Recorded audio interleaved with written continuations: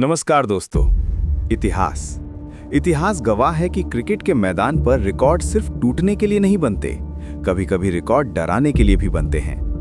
आज हम जिस मुकाम पर खड़े हैं वो जगह हमें कुछ जानी पहचानी सी लग रही है। क्या आपको याद है? घड़ी की सुई वापस घुमाइए। साल 2023, महीना नवंबर, जगह अहमदाबाद।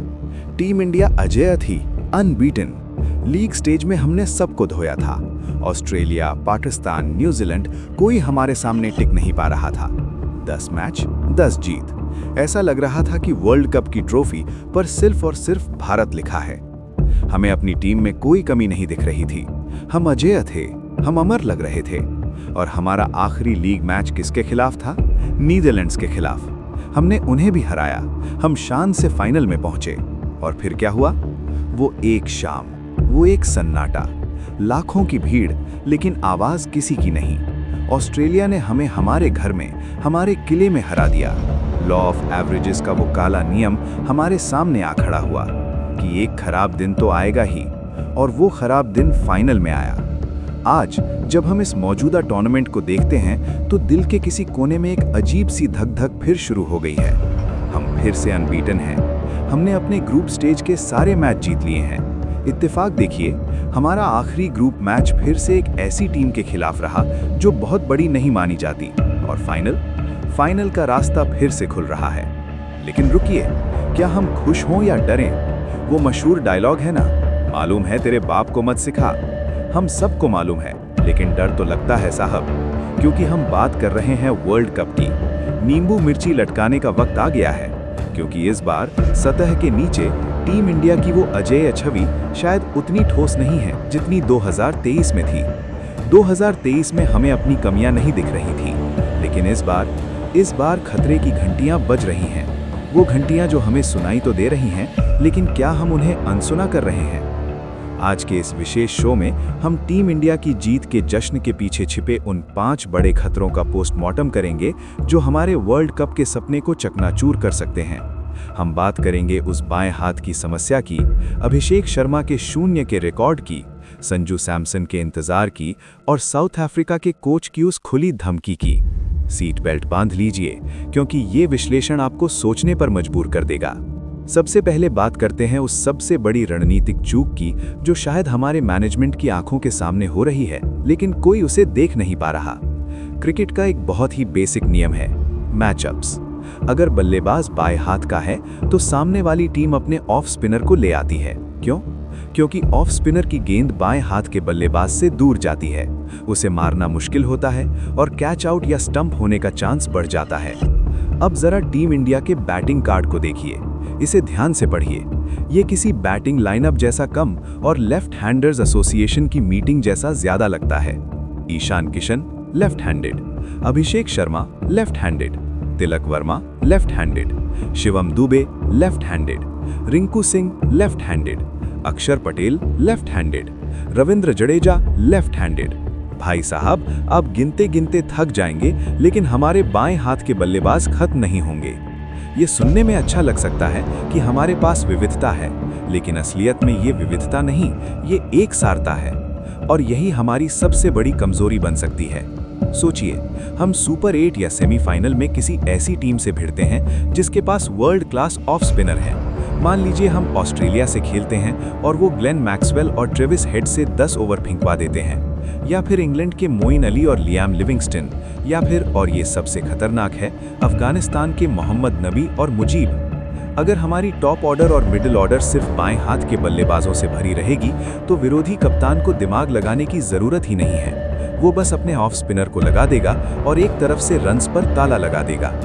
इतिहास गवाह है, इस वर्ल्ड कप में जितनी ऑफ स्पिन गेंदबाजी टीम इंडिया के खिलाफ हुई है, शायद किसी और टीम के खिलाफ नहीं हुई है। क्यों? क्योंकि दुनिया को पता चल गया है, ये इंडिया वाले लेफ्टी बहुत भर के लाए हैं, चलो ऑफ स्पिनर लगाओ। हम जीत रहे हैं इसलिए ये कमियां छिप रही हैं, लेकिन जिस दिन बड़ा मैच होगा और सामने वाला गेंदबाज समझदार होगा, उस दिन ये लेफ्टी ओवरलोड हमारे गले की हड्डी बन सकता है। शिवम दुबे स्पिन को लंबा मारते हैं, रिंकू सिंह फिनिशर हैं, तिलक वर्मा क्लास प्लेयर हैं। इन सब की काबिलियत पर कोई शक नहीं है, लेकिन क्रिकेट जोड़ियों का खेल है। एक लेफ्टी के साथ एक राइट हैंडर का होना बहुत जरूरी है ताकि गेंदबाज की लाइन लेंथ बिगड़ती रहे। अगर दोनों छोर पर लेफ्टी हैं तो गेंदबाज एक ही टप्पा पकड़कर गेंदबाजी करता रहेगा। ये एक ऐसा टेक्निकल पॉइंट है जिसे अगर अभी फिक्स नहीं किया गया तो नॉकआउट मैच में ये हमें बहुत महंगा पड़ सकता है। अब जब समस्या बाएं हाथ की है तो समाधान क्या है? समाधान बेंच पर बैठा है, अपनी बारी का इंतजार कर रहा है। जी हाँ, हम बात कर रहे हैं संजू सैमसन की। सोशल मीडिया पर एक अलग ही जंग छिड़ी रहती है, जस्टिस फॉर संजू। लेकिन आज हम इमोशन की नहीं, लॉजिक की बात करेंगे। टीम इंडिया को इस वक्त एक ऐसे बल्लेबाज की सख्त जरूरत है जो दाएं हाथ से खेलता हो, जो मिडिल ऑर्डर में स्पिन को अच्छा खेलता हो और जो पारी को संभाल सके।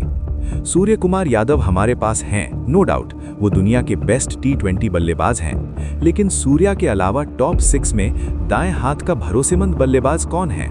हार्दिक पांड्या फिनिशर हैं, वो नीचे आते हैं। ऊपर कौन? यहीं पर संजू सैमसन का रोल आता है। खबरें आ रही हैं और इनसाइड सोर्सेज भी यही कह रहे हैं कि मैनेजमेंट अब जाग रहा है। तिलक वर्मा जो निस्संदेह एक बेहतरीन टैलेंट हैं, लेकिन इस वर्ल्ड कप में अभी तक अपनी वो फ्लुएंसी या लय नहीं दिखा पाए हैं जिसकी उम्मीद थी। हो सकता है कि पिचें मुश्किल रही हों या दबाव ज्यादा हो, लेकिन तिलक का बल्ला उस तरह नहीं बोला है। ऐसे में क्या ये सही समय नहीं है कि तिलक वर्मा की जगह संजू सैमसन को लाया जाए? सोचिए, अगर संजू नंबर 3 या 4 पर आते हैं, राइट हैंडर ऑप्शन, वो ऑफ स्पिनर के खिलाफ एक तगड़ा विकल्प देते हैं। वो ऑफ स्पिन को इनसाइड आउट कवर्स के ऊपर से मारने में माहिर हैं। स्पिन के मास्टर संजू सैमसन आईपीएल में स्पिनरों के खिलाफ सबसे बेहतरीन स्ट्राइक रेट रखने वाले बल्लेबाजों में से एक हैं। अनुभव, संजू के पास अब सालों का अनुभव है, वो दबाव झेलना जानते हैं। लेकिन सवाल वही है, क्या विनिंग कॉम्बिनेशन के साथ छेड़छाड़ करनी चाहिए?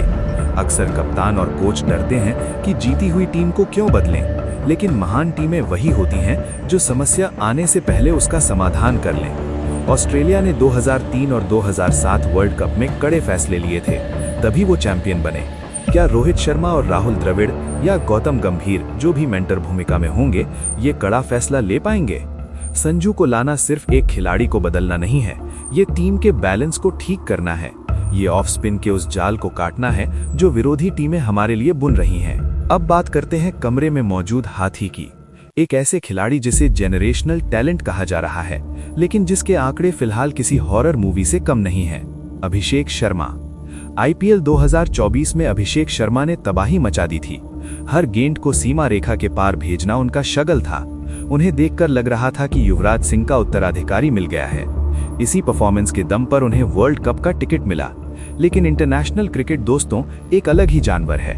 अभिषेक शर्मा को लेकर अब मीम्स बन रहे हैं, और वो मीम्स कड़वे हैं लेकिन सच के करीब हैं। लोग कह रहे हैं संजू सैमसन ने जितने वर्ल्ड कप में ट्रॉफी उठाई है बेंच पर बैठकर, उतने तो अभिषेक शर्मा ने रन भी नहीं बनाए।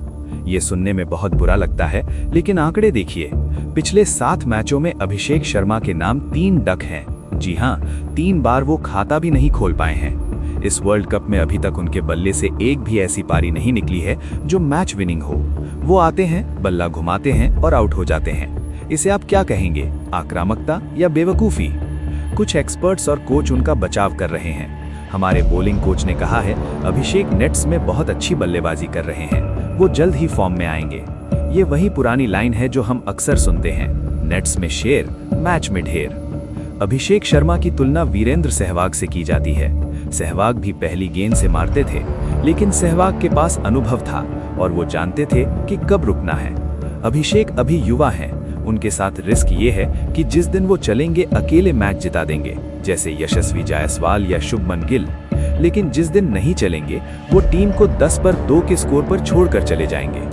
वर्ल्ड कप जैसे टूर्नामेंट में जहां हर मैच करो या मरो का हो सकता है, क्या हम एक ऐसे ओपनर का बोझ उठा सकते हैं जो हिट और मिस हो? एक और डरावनी याद दिलाता हूं, पंजाब का एक और ओपनर था जिससे हमें बहुत उम्मीदें थीं, लेकिन वर्ल्ड कप में वो फ्लॉप हो गया था। क्या इतिहास फिर दोहरा रहा है? यहाँ इशारा केएल राहुल या पिछले किसी फ्लॉप शो की तरफ हो सकता है। क्या अभिषेक शर्मा को ड्रॉप करना चाहिए या उन्हें बैक करना चाहिए? ये वो सवाल है जो मैनेजमेंट की नींद उड़ा रहा होगा। अगर उन्हें ड्रॉप करते हैं तो यशस्वी जायसवाल तैयार बैठे हैं। यशस्वी के पास टेक्निक भी है और आक्रामकता भी है। अभिषेक वर्सेस जायसवाल, ये डिबेट अब ड्रेसिंग रूम में भी गर्म हो रही होगी। दोस्तों, एक कड़वी सच्चाई ये भी है कि अभी तक जो हमने डोमिनेशन देखा है वो शायद एक धोखा भी हो सकता है। हमारी टीम अजेय है, लेकिन हमने हराया किसको है? हमारे ग्रुप को देखिए, पाकिस्तान जो अपने सबसे बुरे दौर से गुजर रही है, जो यूएसए से भी हार गई। यूएसए जो भले ही अच्छा खेल रही है, लेकिन वो अभी सीख रही है। आयरलैंड जो हालांकि है टफ टीम, लेकिन जिसे हराना चाहिए। लेकिन हमारे पास भी इसका जवाब है। शुभमन गिल अगर वो टीम में है या स्क्वाड में है, या हमारे बाकी युवा खिलाड़ी, इस बात को भूले नहीं होंगे। सूर्य कुमार यादव, रोहित शर्मा, विराट कोहली, ये वो नाम हैं जो ईंट का जवाब पत्थर से देना जानते हैं। साउथ अफ्रीका के पास रबाडा है, नॉर्डजे है और तबरेज शम्सी है। उनकी गेंदबाजी खतरनाक है, लेकिन हमारी बल्लेबाजी को ये साबित करना होगा कि हम सिर्फ यूएसए या नीदरलैंड्स के शेर नहीं हैं। यूएसए एक नई टीम जिनसे लड़ना अच्छा था, लेकिन वो वर्ल्ड बीटर नहीं है। नमीबिया और नीदरलैंड्स एसोसिएट्स टीमें। कहने का मतलब ये है कि अभी तक हमें असली चुनौती, रियल टेस्ट नहीं मिली है। साउथ अफ्रीका, वेस्ट इंडीज और जिम्बाब्वे वाले ग्रुप में टॉप की टीमें आपस में भिड़ रही हैं, लेकिन हमारा रास्ता आसान रहा है। ये आसान रास्ता खतरनाक होता है। क्यों? क्योंकि जब आप हल्की टीमों के खिलाफ खेलते हैं तो आपकी कमियां छिप जाती हैं। आप खराब शॉट खेलकर भी बच जाते हैं, खराब गेंद डालकर भी विकेट ले लेते हैं। आपको लगता है आप बेस्ट हैं, लेकिन अब हम सुपर 8 की तरफ बढ़ रहे हैं। यहाँ मुकाबला ऑस्ट्रेलिया, इंग्लैंड, साउथ अफ्रीका और वेस्ट इंडीज जैसी टीमों से होगा। यहाँ गलती की गुंजाइश नहीं है। यहाँ अगर आपने कैच छोड़ा तो मैच गया। यहाँ अगर आपने 5 ओवर खराब खेले तो आप टूर्नामेंट से बाहर। हमारी असली परीक्षा अब शुरू होगी। ये वही बात है कि बच्चा प्री बोर्ड में तो टॉप कर गया क्योंकि पेपर आसान था, लेकिन अब बोर्ड एग्जाम आ रहा है। क्या टीम इंडिया अपनी मानसिकता को उस लेवल पर ले जा पाएगी, या हम अभी भी हम तो शेर हैं वाली गलतफहमी में जी रहे हैं? और अब बात करते हैं हमारे अगले और सबसे बड़े दुश्मन की, साउथ अफ्रीका की। साउथ अफ्रीका हमेशा से वर्ल्ड कप के ग्रुप स्टेजेस में टीम इंडिया के लिए सिरदर्द रही है। 2011 वर्ल्ड कप याद है? हम चैंपियन बने थे, लेकिन ग्रुप स्टेज में सिर्फ एक मैच हारे थे, साउथ अफ्रीका के खिलाफ। 2022 टी20 वर्ल्ड कप याद है? पर्थ की वो उछाल वाली पिच, लुंगी एंड गिडी की वो गेंदबाजी, हम साउथ अफ्रीका से हार गए थे। इस बार भी साउथ अफ्रीका खतरनाक लग रही है, और उनके कोच ने तो प्रेस कॉन्फ्रेंस में खुलेआम धमकी दे दी है। उन्होंने कहा है, हम जानते हैं इंडिया पर प्रेशर होगा, हम उस प्रेशर का इस्तेमाल करेंगे, हम उन्हें एक्सपोज करना चाहते हैं। ये शब्द ध्यान से सुनिए, एक्सपोज करना चाहते हैं। इसका मतलब है कि उन्होंने हमारी कमजोरियां देख ली हैं। उन्हें पता है कि हमारे पास लेफ्ट हैंडर्स की भरमार है। उन्हें पता है कि हमारा टॉप ऑर्डर कभी कभी लड़खड़ाता है। ये साउथ अफ्रीकी कोच वही हैं जिन्होंने पिछली टेस्ट सीरीज के दौरान भी माइंड गेम खेले थे। उनका कहना था कि वो इंडिया को ग्रोवल करते हुए देखना चाहते हैं। ये एक तरह का मनोवैज्ञानिक युद्ध, साइकोलॉजिकल वॉर है। सूर्या भैया, अब देख लेना, शुभमन गिल का और हर उस हार का बदला लेना है। साउथ अफ्रीका को ये दिखाना होगा कि ये 2022 नहीं, ये 2024 या 2026 का नया भारत है। जाते जाते एक नज़र हमारे पड़ोसियों पर भी डाल लेते हैं। आज एक और बड़ा मैच है, न्यूजीलैंड बनाम पाकिस्तान। हालांकि ये मैच हमारे लिए उतना मायने नहीं रखता, लेकिन क्रिकेट फैन होने के नाते मज़ा तो आता है। पाकिस्तान की टीम जो कुदरत का निज़ाम भरोसे बैठी रहती थी, इस बार शायद कुदरत भी उनसे रूठ गई है। न्यूजीलैंड हमेशा की तरह अनुशासित क्रिकेट खेल रही है। केन विलियमसन की कप्तानी और उनकी टीम का टीम वर्क कमाल का है। अगर पाकिस्तान ये मैच हारता है तो उनका बोरिया बिस्तर पूरी तरह बन जाएगा, और अगर जीतता है, खैर अगर मगर, तो पाकिस्तान क्रिकेट का दूसरा नाम है। लेकिन हमारी नज़र सिर्फ और सिर्फ अपनी टीम पर होनी चाहिए। बाकी दुनिया क्या कर रही है उससे हमें फर्क नहीं पड़ना चाहिए। हमारा लक्ष्य चिड़िया की आंख है, वो ट्रॉफी जो 2011 ओडीआई और 2007 टी20 के बाद से हमसे लुका छिपी खेल रही है। निष्कर्ष, उम्मीद और चेतावनी। तो दोस्तों, लब्बो-लुआब ये है कि स्थिति उतनी सीधी नहीं है जितनी स्कोर कार्ड पर दिख रही है। हाँ, हम जीत रहे हैं, हाँ हम टेबल टॉपर हैं, लेकिन हमारे पास लेफ्ट हैंडर्स की समस्या है। अभिषेक शर्मा की फॉर्म चिंता का विषय है। संजू सैमसन जैसा हथियार बेंच पर जंग खा रहा है, और साउथ अफ्रीका जैसे शिकारी घात लगाए बैठे हैं। ये वर्ल्ड कप अब स्किल से ज्यादा नर्व्स का खेल बन गया है। जो अपने डर पर काबू पा लेगा वही जीतेगा। 2023 के वर्ल्ड कप फाइनल में हम डर गए थे, हम डिफेंसिव हो गए थे। इस बार हमें वो गलती नहीं करनी है। अगर रोहित शर्मा को ये कप उठाना है तो उन्हें कड़े फैसले लेने होंगे, चाहे वो टीम कॉम्बिनेशन बदलने का हो या बैटिंग ऑर्डर में बदलाव का। आप क्या सोचते हैं? क्या संजू सैमसन को प्लेइंग 11 में आना चाहिए? क्या अभिषेक शर्मा को और मौके मिलने चाहिए? और क्या साउथ अफ्रीका का डर वाजिब है? नीचे कमेंट सेक्शन में अपनी राय जरूर लिखें और याद रखें, हम आलोचना इसलिए कर रहे हैं क्योंकि हम परवाह करते हैं। हम चाहते हैं कि टीम इंडिया जीते, लेकिन अंधभक्ति से ट्रॉफी नहीं आती, सही रणनीति से आती है। इस वीडियो को लाइक करें, शेयर करें और चैनल को सब्सक्राइब करना न भूलें, क्योंकि वर्ल्ड कप का असली रोमांच तो अब शुरू हुआ है। हम आपके लिए हर मैच, हर रणनीति और हर खबर का पोस्टमार्टम ऐसे ही लाते रहेंगे। तब तक के लिए दुआओं में याद रखना और टीम इंडिया को चीयर करते रहना। जय हिंद, जय भारत।